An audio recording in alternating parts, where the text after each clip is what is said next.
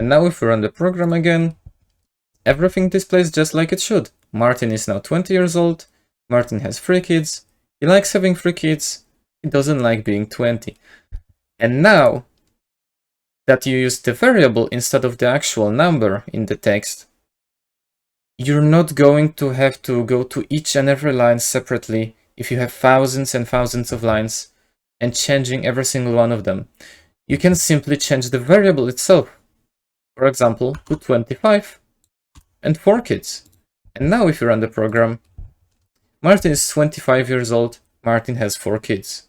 And that's why variables are really useful. They can simplify a lot of work, and they can also make it possible to do a lot of different things you wouldn't be able to without using variables. So variables are a really important thing you really need to master and just work a lot with it. So I advise you practice a lot. And we're gonna use a couple more variables now.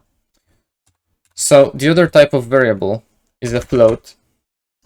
A float is basically a number, but it can save really detailed numbers. So for example, 1.105897 etc etc, just going further. Because as I'm gonna show you right now, if we create 2 variables, for example a and b, a equals 1.1234, b equals 1.1234, and now we print both of those,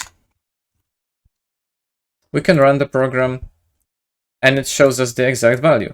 And that's because it saved both of those into a float value. However, if we change the first one into an integer using the command int and brackets, just like we did with the string command before,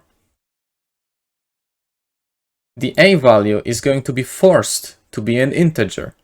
And so if I run the program now, you can see that our value a is actually 1 and didn't save anything after the dot. And that's basically the difference between floats and integers. So next thing you can put and save in variables is strings. So for example, we can create a random variable. I don't know, I'm gonna call it ice cream. And now we want to put a string into it. So just like with the print command, we have to put quotes. And then in quotes, we want to put the word or even a sentence, which we want to put in the ice cream variable. So for example, chocolate. And now if we try and print out the ice cream variable with the print command again, ice cream, run the program, and it says chocolate. It's quite simple, really. Another very important thing in programming languages you have to remember is that the order of operations is always going from top to the bottom, just line by line, going through everything. It makes a huge difference for where you exactly put your code, actually. For example, if we try to take our a and b values and we paste them after we try to call them, now we're trying to call the a and b variables in a print command, which don't actually exist yet because they are getting created after we want those values. So if we just try to run the program, it's going to crash because the a and b variables are just not defined. It's not even gonna get to the b variable. It's gonna crash already on the a variable, as you can see here. Name error, name a is not defined. And that's because it wasn't defined yet. It's defined after we actually tried to call it. The next variable I can cover here, which I forgot before, is the Boolean variable. A Boolean is basically a value of true or false. So, for example, we can create a variable called trees are green. And then we can assign a value to our trees are green variable, either true or false. Well, trees are green, in most cases at least. So we're gonna apply a value true. And that's a basic Boolean. It can either just be false or true. Just like that. So now if we're gonna leave it on true, and now if we try to print out this variable, print trees are green, when we run the program now, it's going to display true. So this is the Boolean variable, which can only store either true or false and nothing else really. And last thing I want to talk about in this episode is that there is actually a lot more methods in which you can use variables, especially, for example, using a few variables and merging them into one, or performing a mathematical operation on two variables.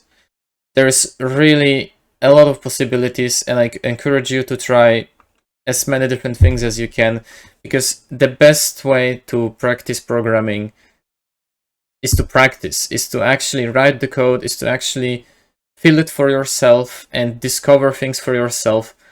Just learn on your mistakes. This is the best thing you can do. So if you get an error, try and fix it.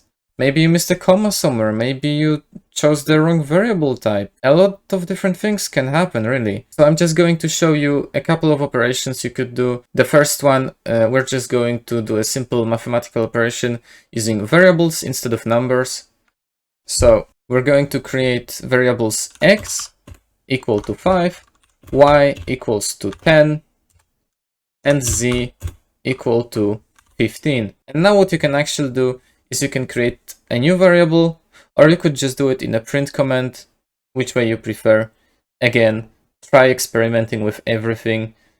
The more you do it, the better you get.